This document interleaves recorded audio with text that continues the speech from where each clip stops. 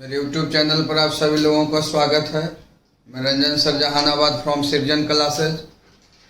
आज हम book बतलाएंगे। Book में हम song of my self explain बता दिए थे, समरी बता दिए थे। आज उसका हम लोग शॉर्ट आंसर क्वेश्चन सीखेंगे। हम लोग शॉर्ट आंसर क्वेश्चन सीखेंगे सॉन्ग ऑफ माई सेल्फ कविता का। दूसरा चैप्टर हम लोग का है सॉन्ग ऑफ माई सेल्फ, स्वयं का गीत या खुद का गीत वॉल्ट व्हिटमैन के द्वारा यह कविता लिखा गया है। आपको हम बतलाए थे short answer questions. Short answer question हम लोग सीखेंगे।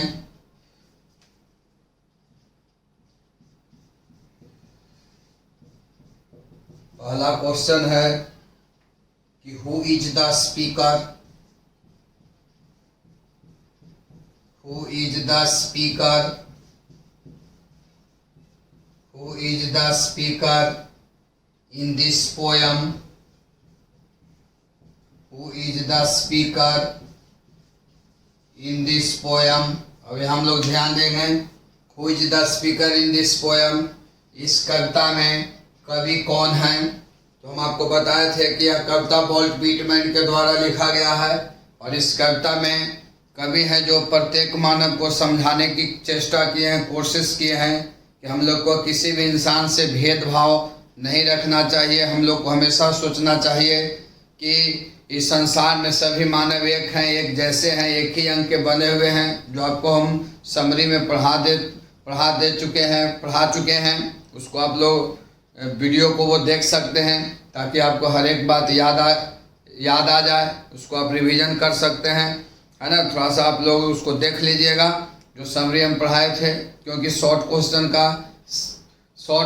का उत्तर आपका समरी में मिलता है। इसलिए हम आपको फिर से एक बार हम इतना गाइड कर दे रहे हैं कि ये कविता में कवि हैं जो बतलाते थे कि संसार में सभी मानव एक ही अंग के बने हुए हैं और एक समान हैं। और हमारा क्वेश्चन कहता है कि who is the speaker. Speaker का मतलब वक्ता, कवि। कि who is the speaker in this poem. इस कविता में कवि कौन है।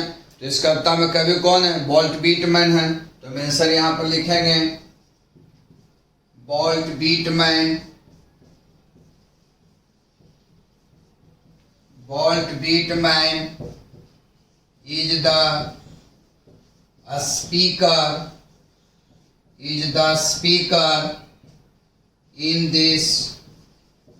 in this poem। इस कविता में कवि वॉल्ट व्हिटमैन हैं। Walt Whitman is the speaker in this poem. इस कविता में कवि वॉल्ट व्हिटमैन हैं। इसको लिखो।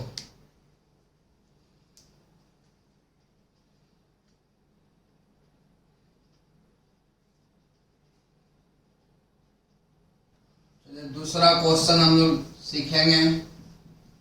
दूसरा क्वेश्चन कहता है रे बाबू, हाउ ओल्ड इज ही। वह कितने साल के हैं और वो कैसे हैं। ही का प्रयोग यहाँ पर कवि के लिए किया गया है। कवि कौन थे, वॉल्ट व्हिटमैन। तो कवि क्या कहते थे कि मैं 37 साल का हूं और पूर्ण रूप से स्वस्थ हूं। यहाँ लिखेंगे He is 37 years old। वह 37 साल के हैं और पूर्ण रूप से स्वस्थ है। With perfect health.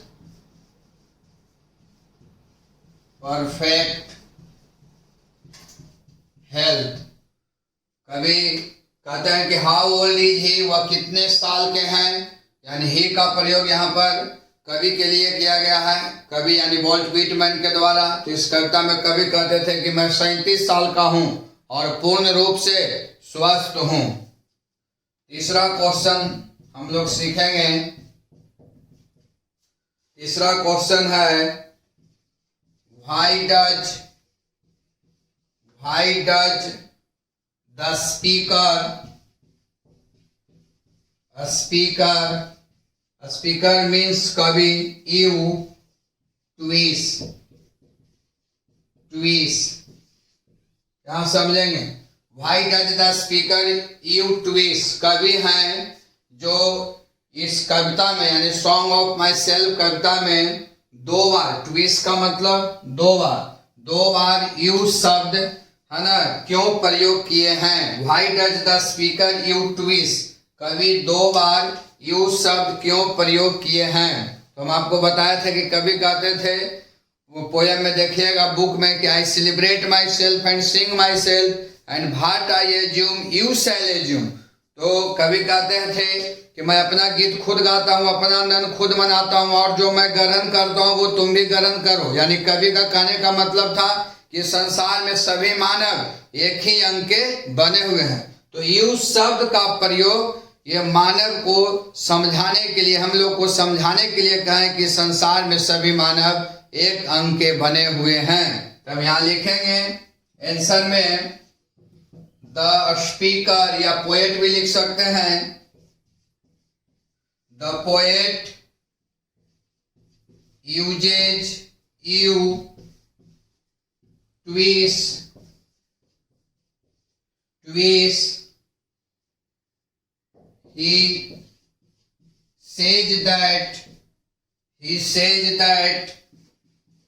he says that all human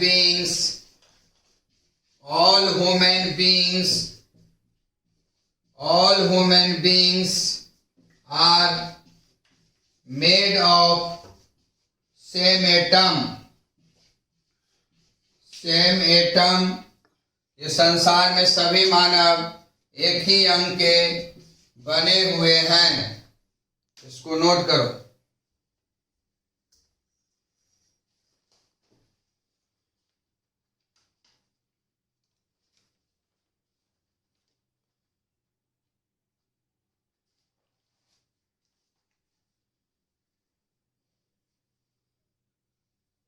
question, चौथा क्वेश्चन हम लोग समझेंगे बाबू कि what is meant,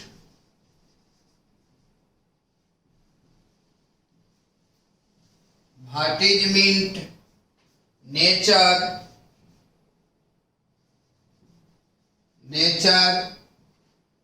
without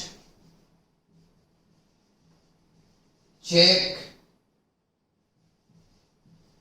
with original energy, original energy.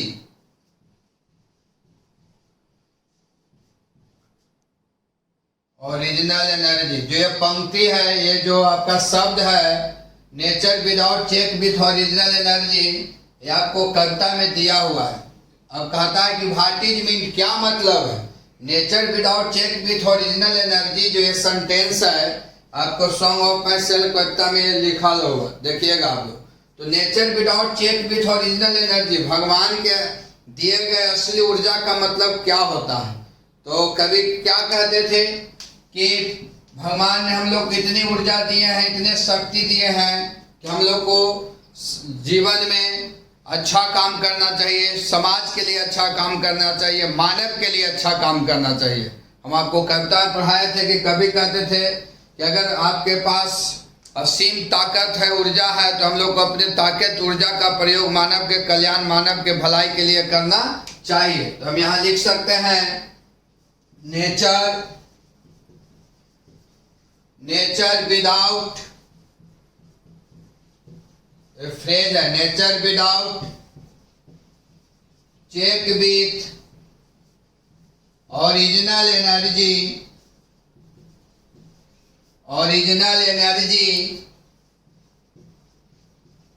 Means, भगवान के दिए गए असली ऊर्जा का मतलब होता है दैट कि वी शुड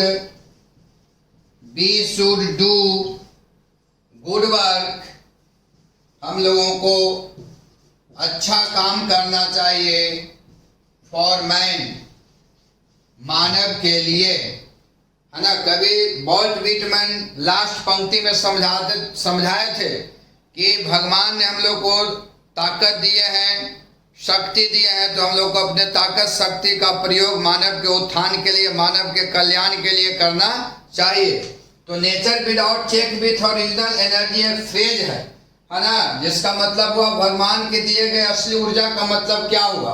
तो nature without check with original energy, भगवान के दिए गए असली ऊर्जा का मतलब होता है कि we should do good work, कि हम लोगों को अच्छा काम करना चाहिए फॉर मैन, मानव के लिए, है ना।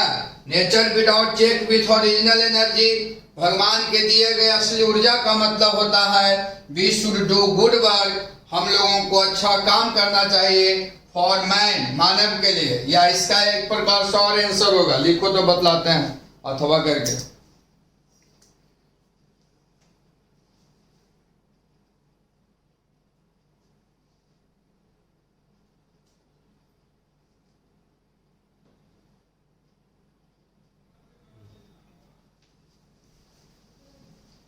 या इसका आंसर ऐसे भी होगा, चौथा का देख लीजिए, nature without check with original energy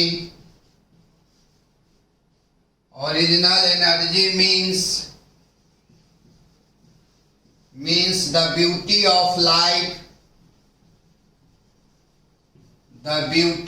life, which offers him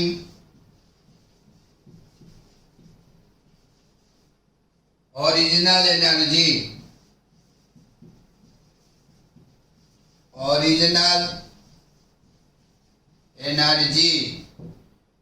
answer इसका ये भी हो सकता है।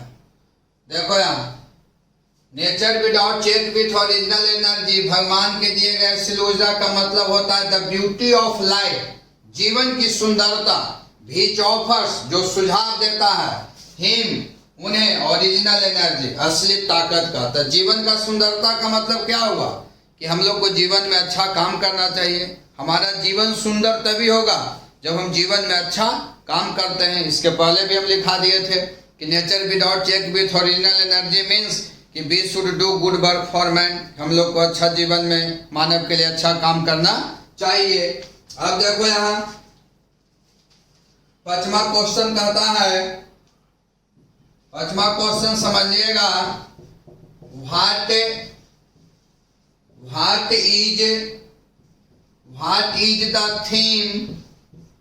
What is the theme of the poem?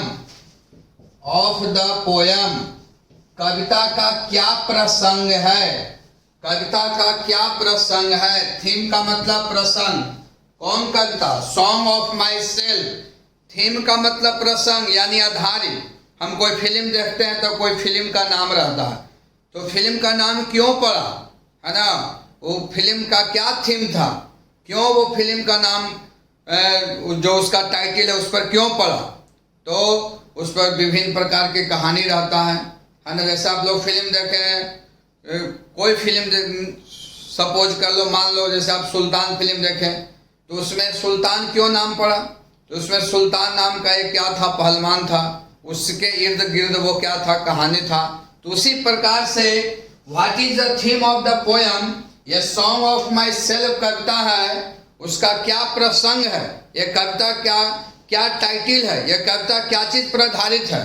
तो इस कविता में क्या कवि कहते थे, ये कविता क्या चीज पर आधारित है, तो कवि कहते थे कि संसार में सभी मानव एक ही अंग के बने हुए हैं और एक समान है, और कभी किसी जाति और धर्म में विश्वास न करके मानवता में विश्वास करते हैं। यही पर यही ना कविता का प्रसंग है, कविता यही चीज पर आधारित है। बार बार कवि यही कहना चाहते थे पूरे कविता में कि सभी संसार में मानव एक समान है, एक ही अंग के बने हुए हैं, और हम लोग को किसी जाति और धर्म में विश्वास न करके मानवता में विश्वास करना चाहिए। तो उसी प्रकार से यहाँ कहता है कि what is the theme of the poem, यानी सॉन्ग ऑफ माई सेल्फ कविता है, वो उसका क्या प्रसंग है, यानी सॉन्ग ऑफ माई सेल्फ कविता क्या चीज पर आधारित है। जिस तरह से हम लोग कोई फिल्म देखते हैं, फिल्म का नाम रहता है तो क्यों नाम पड़ा, उस पर उसका एक कहानी रहता है। तो उसी प्रकार से सॉन्ग ऑफ माई सेल्फ कविता का क्या प्रसंग है ना, उसके बारे में बतलाना है। तो इसमें कवि कहते थे कि संसार में सभी मानव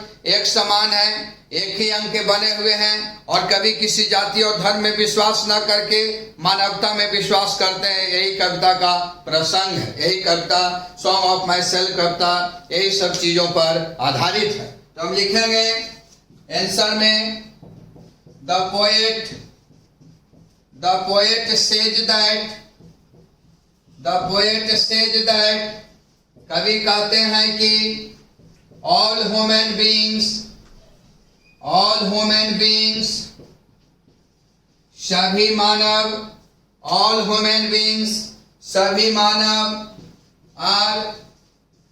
मेड ऑफ सेम एटम, सभी मानव एक ही अंग के बने हुए हैं।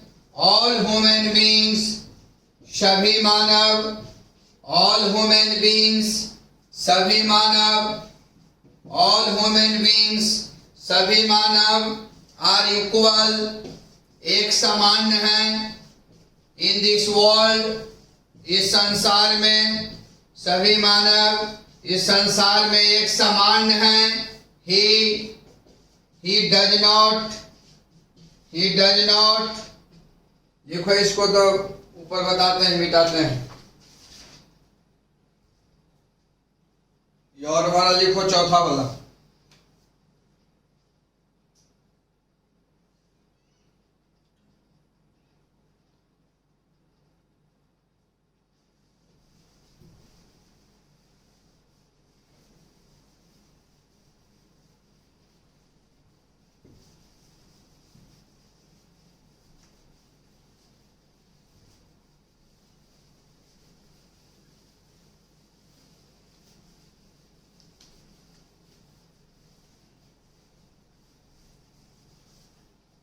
He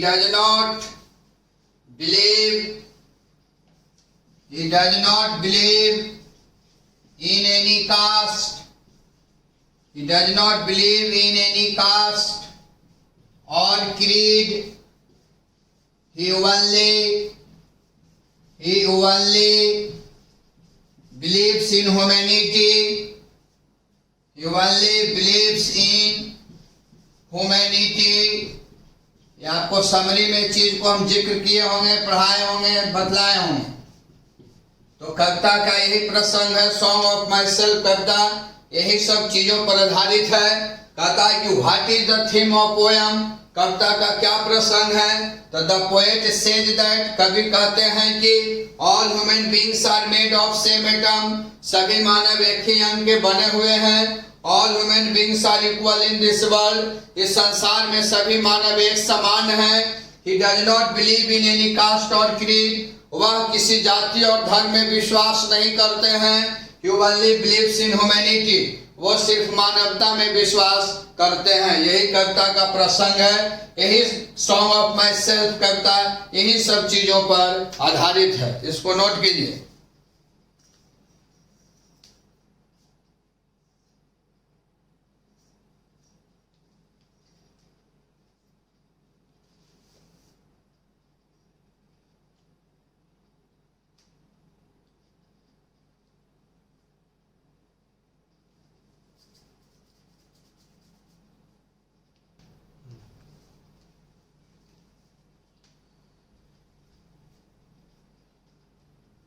छठा क्वेश्चन देखिए। छठा क्वेश्चन है, how does the speaker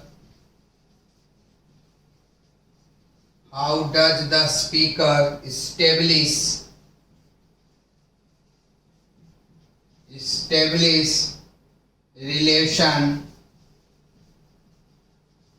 between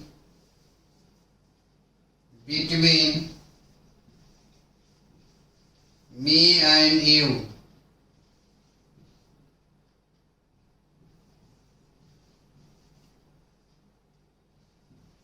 कभी कैसा संबंध स्थापित करना चाहते हैं, मी एंड यू, तुम्हारे और मेरे बीच में, है ना। कभी तुम्हारे और मेरे बीच में कैसा संबंध स्थापित करना चाहते हैं, है ना। तो कभी क्या कहते थे अपने बारे में कि जो मैं ग्रहण करता हूँ वो तुम भी ग्रहण करो, क्योंकि संसार में सभी मानव एक अंग के बने हुए हैं।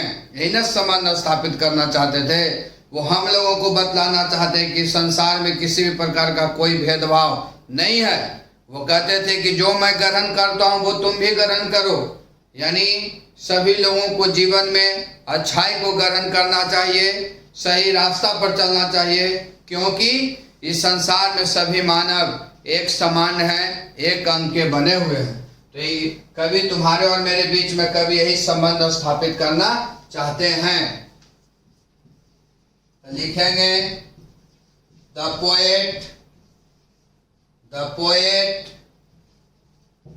establish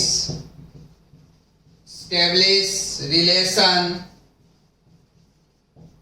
कभी संबंध स्थापित करते हैं, relation between me and you, कभी तुम्हारे और मेरे बीच में, है ना, संबंध स्थापित करना चाहते हैं, संबंध स्थापित करते हैं। he wants to say that, वह कहना चाहते हैं कि all human beings, सभी मानव, all human beings, सभी मानव are made, सभी मानव एक समान है, मेड ऑफ सेम एटम, सभी मानव एक ही अंग के बने हुए हैं, made of same atom, same atom, इसको नोट करो।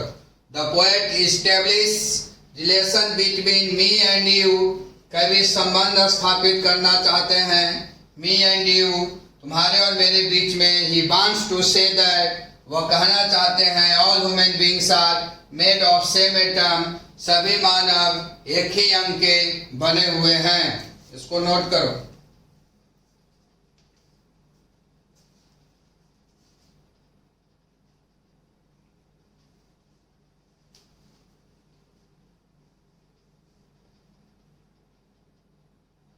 या इसका आंसर हम ऐसे भी दे सकते हैं रे बाबू,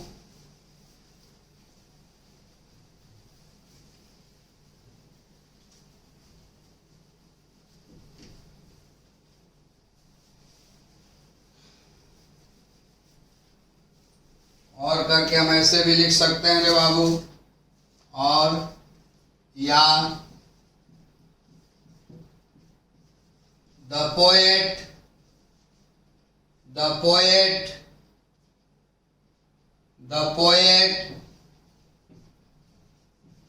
establish a relation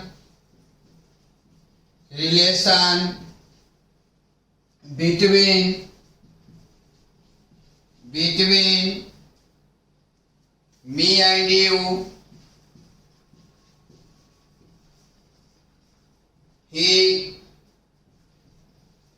He wants to say what he assumes, what he assumes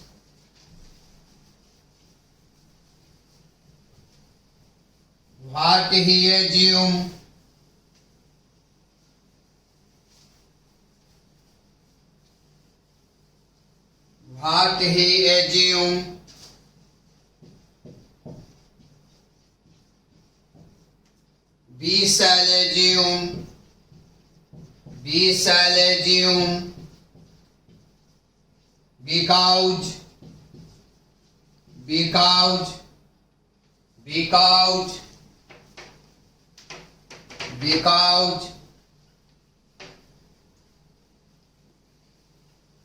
because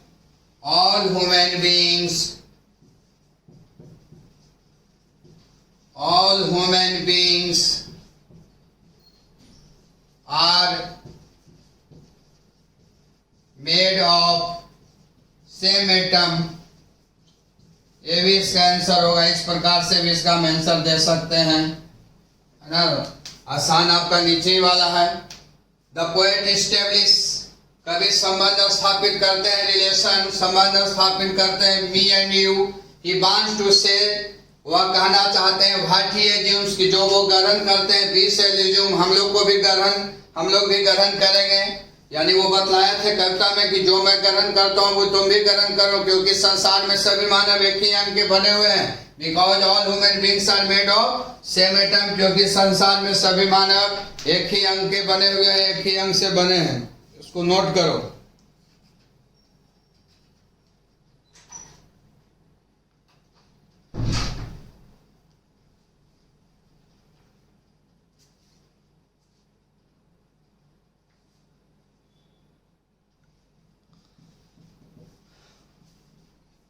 सातवां क्वेश्चन देखिए। What does he observe in summer,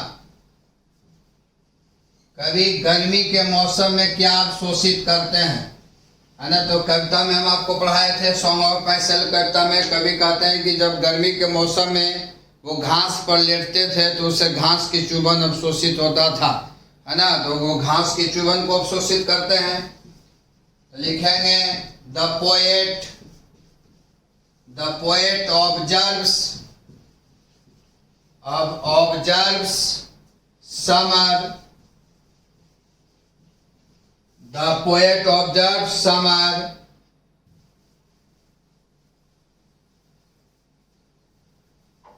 the poet observes the spear of summer grass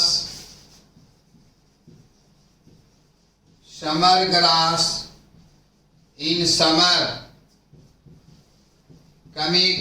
कभी गर्मी के मौसम में घास की चुभन को अवशोषित करते हैं। The poet observes the spear of summer grass, कभी गर्मी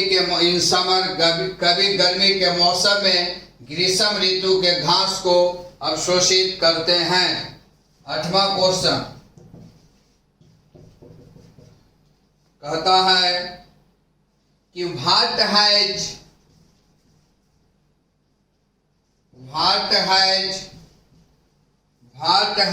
फॉर्म्ड द स्पीकर्स ब्लड, कवि का खून क्या सूचित किया है, या कवि का खून क्या बतलाया है।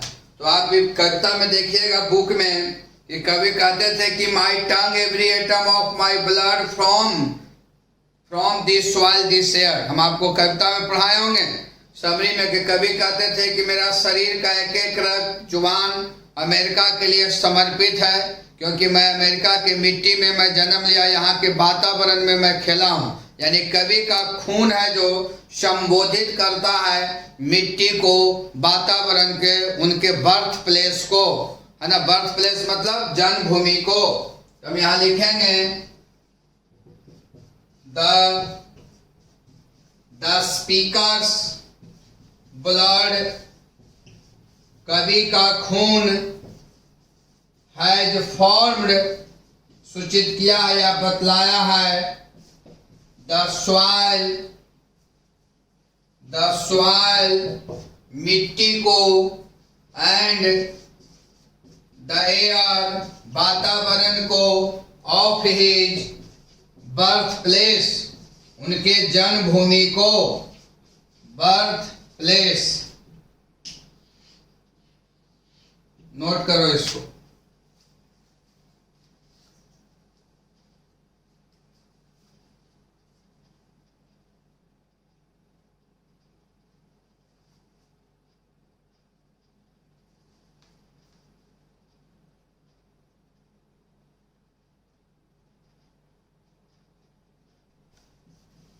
नौवां क्वेश्चन देखिए। What does he hope to do? What does he hope to do, वह क्या आशा करते हैं करने के लिए। तो कभी ही का प्रयोग कभी के लिए किया गया, वह क्या आशा करते हैं करने के लिए। तो कभी क्या कहते थे कि मैं मरते दम तक मानव के लिए सब कुछ करूंगा, कवि का यही इच्छा था। और वो हम लोगों को सजेशन देते थे कि जितने भी हम लोग मानव हैं, हम लोगों को एक दूसरे मानव को मदद करना चाहिए, एक दूसरे मानव को उत्थान करना चाहिए, कल्याण करना चाहिए। तो कवि का यही आशा था। तो यहाँ हम लिखेंगे द पोएट सेज दैट, कवि कहते हैं कि ही विल डू एवरीथिंग, वह सब कुछ करेंगे। ही विल डू एवरीथिंग, वह सब कुछ करेंगे। फॉर मैन, मानव के लिए। टिल डेथ, मरते दम तक। टिल डेथ, मरते दम तक। द पोएट सेज दैट, कवि कहते हैं कि he will do everything for man till death, कि वो मरते दम तक मानव के लिए सब कुछ करेंगे। 10वां क्वेश्चन, 10वां क्वेश्चन है What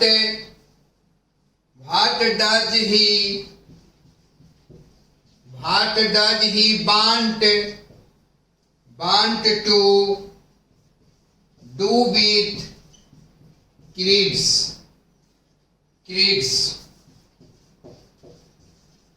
यानी कवि हैं जो क्या करना चाहते थे, है ना, क्या करना चाहते थे मान्यताएं के बारे में। वो क्या करना चाहते थे? क्रीड्स का मतलब मान्यताएं। तो मान्यताएं का मतलब यहाँ कवि क्या बतलाए थे? कभी किसी जाति और धर्म में विश्वास नहीं करते थे, जो सामाजिक मान्यताएं हैं। और सामाजिक मान्यता क्या है? लोग हैं जो अपने धर्म में, जाति में, है ना, मजहब में विश्वास करते हैं, और वो मान्यताओं को कभी मानना नहीं चाहते थे। वो मान्यताएं में विश्वास, सामाजिक मान्यताएं हैं जो जाति धर्म है, उसमें विश्वास न करके वो किस में विश्वास करते थे? मानवता में विश्वास करते थे।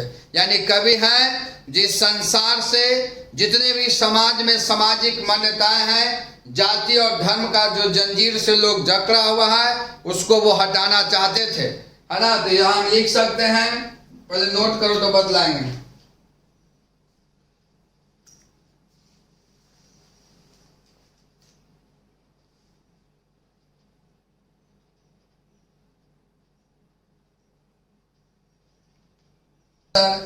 तो कभी सामाजिक मान्यताएं के बारे में क्या वो करना चाहते हैं, है ना। तो कभी किसी जाति और धर्म में विश्वास न करके वो मानवता में विश्वास करते हैं। यानी वो हम लोग को सजेशन देते थे, सलाह दिए थे कि हमारे समाज में आज के लोग, है ना, मानव जाति है जो जाति की जंजीर में जकड़े हुए हैं, धर्म के जंजीर में जकड़े हुए हैं। ये सब को हम लोग को जाति और धर्म में विश्वास न करके मानवता में विश्वास रखना चाहिए। तो हम यहाँ लिखेंगे द पोएट डज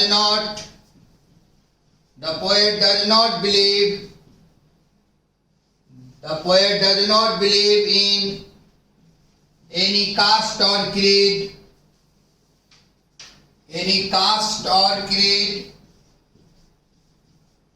कभी किसी जाति और धर्म में विश्वास नहीं करते हैं। He only believes, वो विश्वास करते हैं इन ह्यूमैनिटी, वो मानवता में विश्वास करते हैं।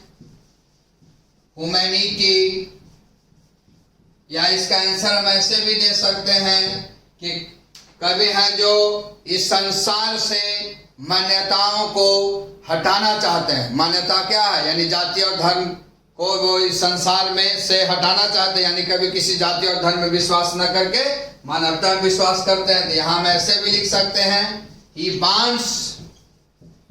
wants to remove creeds from the world।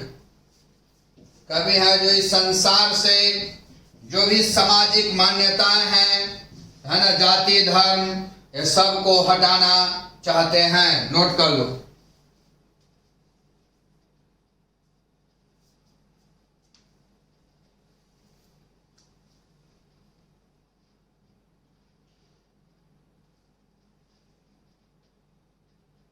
Question देखिए, what does he want to speak about? कवि है जो अपने बारे में कवि है जो वो क्या बोलना चाहते हैं, है ना। तो कवि है जो बोलना चाहते हैं स्वयं के बारे में, अच्छाई के बारे में वो बतलाना चाहते हैं, है ना। अच्छाई के बारे में, मानव के अच्छाई के बारे में वो बतलाना चाहते हैं। तो लिखेंगे he wants to speak about himself for the atom of goodness. The atom of goodness. यहाँ पर शॉर्ट क्वेश्चन खत्म हो गया। नोट करो तो बतलाते हैं आगे।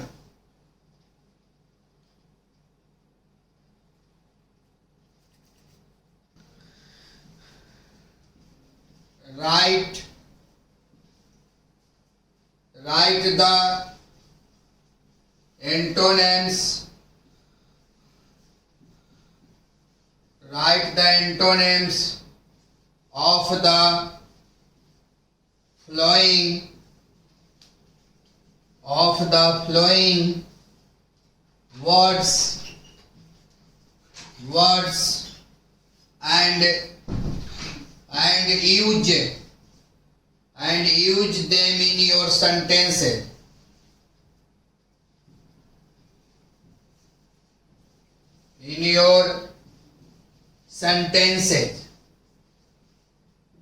हम लोग समझेंगे। Right the antonyms of the flowing words, नीचे दिए गए शब्दों को विलोम शब्द में बदले। विलोम माने उल्टा, और उसको पर एक अपने शब्दों में एक वाक्य बनाना है। अपने सेंटेंस, अपने इन योर सेंटेंस उस पर एक वाक्य बनाना है। जो विलोम शब्द आएगा वो विलोम शब्द पर, है ना, एक वाक्य बनाना है। नीचे दिए गए शब्द को विलोम शब्द में बदल देना है और उस पर एक सेंटेंस बनाना है। जो विलोम शब्द आया, उल्टा जो शब्द आया, उस पर एक वाक्य बनाना है अपने ही शब्दों में। जैसे देखो यहाँ पहला है परफेक्ट, इसका होता है पूर्ण। इसका परफेक्ट का उल्टा क्या होगा? एंटोनिम्स का मतलब उल्टा, विलोम। परफेक्ट इम्परफेक्ट, अपूर्ण मतलब अधूरा, है ना। इस पर एक जो विलोम शब्द आया इम्परफेक्ट, उस पर एक वाक्य बनाना है। तब यहां लिखेंगे it is an imperfect machine. यह एक अपूर्ण मशीन है, यानी यह एक अधूरा मशीन है। It is an imperfect machine. तो जो दिए गए शब्द है उसको विलोम शब्द में बदलना है, और जो विलोम शब्द आएगा उस पर एक सेंटेंस बनाना है। दूसरा है सीज।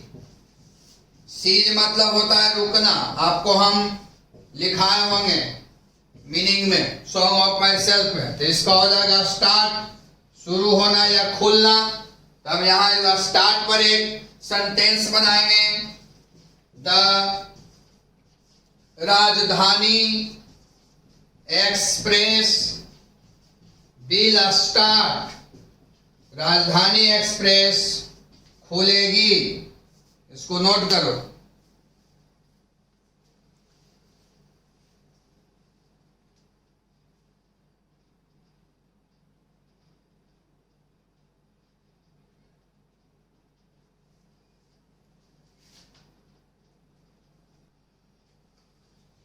तीसरा है, जैसे देखो यहाँ होप, आशा करना।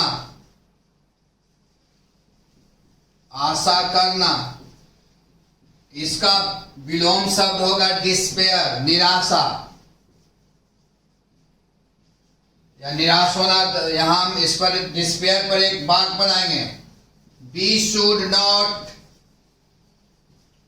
डिस्पेयर हम लोगों को निराश नहीं होना चाहिए इन लाइफ, जीवन में।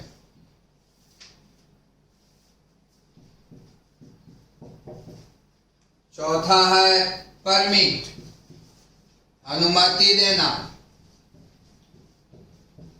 अनुमति देना, इसका उल्टा होगा बैन। बैन का मतलब प्रतिबंध, रोकना, मनाही। जैसे ड्रिंकिंग, पीना इज बैंड, मनाही है इन बिहार, बिहार में। पांचवा है ओरिजिनल, इसको आप लोग जानते होंगे। ओरिजिनल माने असली, इसका उल्टा भी आप लोग जानते होंगे, डुप्लीकेट, नकली। डुप्लीकेट, नकली। तो डुप्लीकेट पर एक सेंटेंस बनाना है। मेनी बुक्स, बहुत सारे किताबें, आर डुप्लीकेट, बहुत सारे किताबें नकली हैं, इन द मार्केट, बाजार में।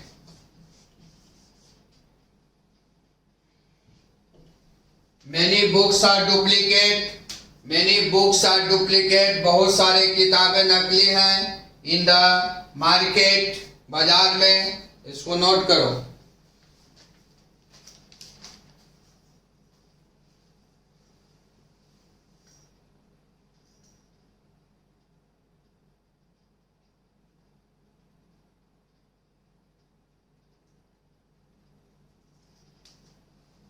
बाकी हम लोग कल नेक्स्ट क्लास में मिलते हैं। इसको आप लोग रिवीजन करने का तो मौका बहुत आपको मिल गया है, उसको देखिएगा, उसको याद कीजिएगा।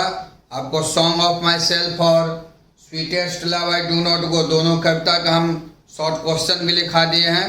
और कल कोशिश करेंगे कि इसका जो इम्पोर्टेंट है शॉर्ट क्वेश्चन में, उसमें टिक आउट करा देंगे। और प्रीपोजिशन आपको होमवर्क दिए थे, उसको हम आंसर शीट नहीं दिए थे, उसका कल एक वीडियो बना के ना, तो अगला दिन एक वीडियो बनाकर उसको हम सेंड कर देंगे, है ना, प्रोवाइड कर देंगे। उसको आप लोग मिला लीजिएगा। बाकी नेक्स्ट क्लास में हम लोग मिलते हैं।